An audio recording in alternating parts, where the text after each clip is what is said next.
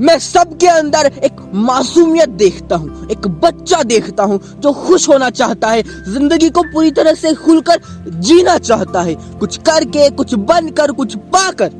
पर क्या हमें परमानेंटली हैप्पीनेस मिलती है? कई लोग सोचते हैं कि मेरा ये सपना है, वो पूरा हो जाएगा, फिर मैं खुश हो जाऊंगा। पर अभी तक ऐसी कितनी ख्वाहिशें हैं जो हमने चाही, बात कुछ करने की हो या कुछ पाने की, जो पूरी हुई है। पर क्या हम परमानेंटली खुद में खुशी, आनंद महसूस करते हैं या कर रहे हैं? क्या हमें कुछ करके, कुछ पाकर, कुछ बनकर टेम्परेरी हैप्पीनेस तो मिल सकती है, बट परमानेंट हैप्पीनेस नहीं मिलती। क्यों? ऐसा क्यों है भाई? ध्यान से सुनिएगा। अगर आप वाकई खुश होना चाहते हैं, जिंदगी को पूरी तरह से खुलकर जीना चाहते हैं, तो इस वीडियो को पूरा ध्यान से सुनिएगा। वरना अगर आप खुश नहीं होना चाहते, जिंदगी को खुलकर नहीं जीना चाहते, तो अभी इस वीडियो से बाहर चले जाइए। और अगर आप चाहते हैं तो पूरी वीडियो को ध्यान से सुनिएगा। हम कैसे खुश होना चाहते हैं? या तो हम थॉट्स के लेवल पर खुश होने की कोशिश करते हैं, जैसे लोग हमारी तारीफ करेंगे, अरे रे रे वाह मेरी तारीफ हो रही है। या हम फीलिंग्स और इमोशंस के लेवल पर खुश होने की कोशिश करते हैं। पर यहाँ पर प्रॉब्लम ये है कि थॉट्स और फीलिंग्स तो हमेशा बदलती रहती है ना। आपने ऑब्जर्व किया होगा, चाहे हम एक ही थॉट को पकड़कर रखना चाहे, बट थॉट्स बदलते रहते हैं। वैसे ही फीलिंग्स और इमोशंस है, कभी सुख होता है तो कभी दुख, कभी गुस्सा आता है तो कभी गम होता है, कभी हम झूम रहे होते हैं खुशी से तो कभी हम सैड होते हैं, कभी एंजाइटी फील होती है। क्या है ये?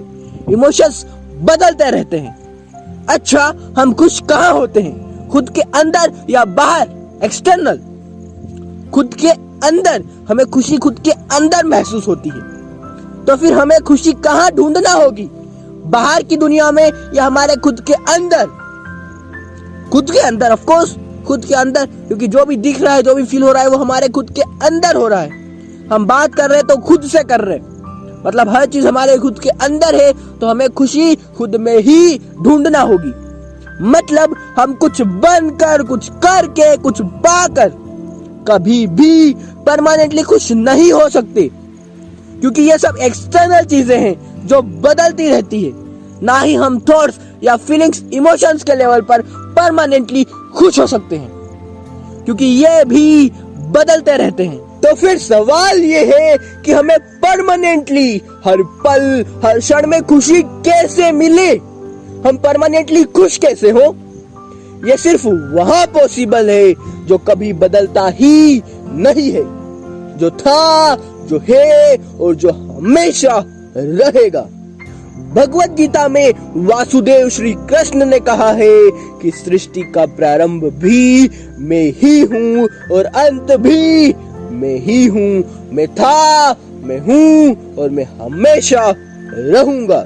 मैं प्राणियों में स्थित जीवन ऊर्जा हूँ, ज्योतियों में सूर्य, देवों में इंद्र, पर्वतों में सुमेरु, जलाशयों में महासागर और वाणी में ओमकार हूँ। मैं ही हूँ जो आरंभ भी है, मध्य भी और अंतिम का अंतिम छोर भी। मैं हर जगह हूँ और हर एक में हूँ। यही है वो जो कभी नहीं बदलता है। यहीं पर हम स्थित, शांत, खुश और आनंदित होंगे। यहीं से हम न सावन, अनमोल, कमल, ना ही डांसर, एक्टर, सिंगर, ना अमीर, न गरीब, न फकीर, कुछ नहीं होंगे। हम सिर्फ जीवन होंगे, बस जीवन, जहां हम हर पल में जी रहे होंगे पूरी तरह से, बिना अपने मानसिक थॉट्स और इमोशंस के जाल में फंसे। बट सवाल यह है कि यहाँ तक पहुंचे कैसे? इस में जिसकी वासुदेव श्री कृष्ण बात कर रहे हैं कि मैं ही हूँ जो आरंभ भी है, जो मध्य भी और जो अंतिम का अंतिम छोर भी, जो था, जो है और जो हमेशा रहेगा। इस में हम कैसे पहुंचे, इसे कैसे जाने, वहां तक पहुंचे कैसे? हम वहीं पर हैं। हमें कहीं पहुंचना नहीं है, हमें सिर्फ उसे देखना है, उसे डिस्कवर करना है, जो सिर्फ हम खुद के अंदर झांक कर देख सकते हैं। क्योंकि क्वांटम फिजिक्स भी बोल रही है कि कोई देखने वाला है तभी कुछ दिख रहा है, कोई देखने वाला नहीं तो कुछ नहीं। तो हमारे अंदर से कोई है जो देख रहा है, उसका देखना बचपन से है, जब से हम पैदा हुए हैं, जो हमारे थॉट्स को भी देखता है, जो हमारी फीलिंग्स को भी देखता है, जो हम 5 सेंसेस के थ्रू देखते हैं उसे भी देखता है, जो हम जागते हैं तब भी देखता है, और जब हम सोते वक्त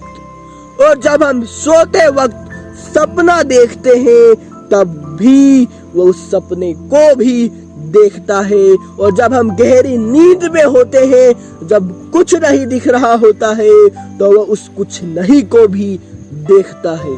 तो जो ये हमारे हर मनुष्य के, हर जीव के अंदर से देख रहा है, यही वह मैं है जिसकी वासुदेव श्री कृष्ण बात कर रहे हैं, जो था, जो है और जो हमेशा रहेगा।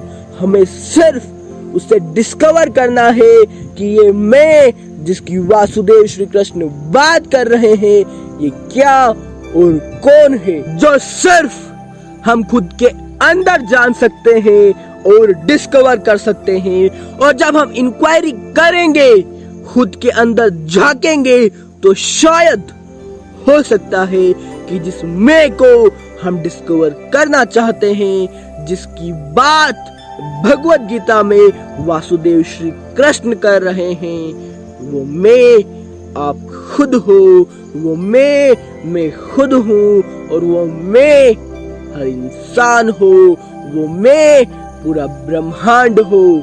कस्तूरी कुंडली बसे मृग ढूंढे वन माही, ऐसे घटी घटी राम है दुनिया देखे नहीं।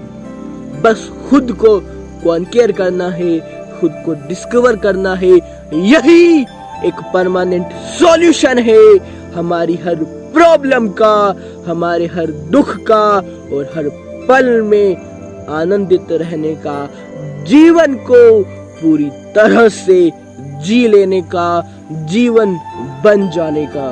And that's the only and the most important thing which needs to be happen with us. Who am I? Who am I? मैं कौन हूँ? क्या मैं ये बॉडी हूँ जो बदल रही है? बचपन से अब तक अपनी बॉडी कितनी बदली है? क्या मैं ये माइंड हूँ? हर पल थॉट्स बदल रहे हैं। थॉट्स आते क्या है जो हम इनपुट करते हैं, उन थॉट्स की वजह से फीलिंग्स होती है, इमोशंस ट्रिगर होते हैं, और वो इमोशंस और फीलिंग्स भी बदल रही है। तो क्या मैं ये बॉडी हूँ? क्या मैं ये माइंड हूँ? क्या मैं फीलिंग्स हूँ, इमोशंस हूँ? हर चीज बदल रही है, तो फिर मैं कौन हूँ? Who am I? मैं कौन हूँ? ये सवाल हमारे अंदर घूमना चाहिए, तभी हम जीवन बन पाएंगे, जिंदगी को समझ पाएंगे, इस मैं को जान पाएंगे जिसकी वासुदेव श्री कृष्ण बात कर रहे हैं। एक बार और बोलूंगा, कस्तूरी कुंडली वसे मृग ढूंढे वन माही, ऐसे घटी घटी राम है दुनिया देखे नहीं।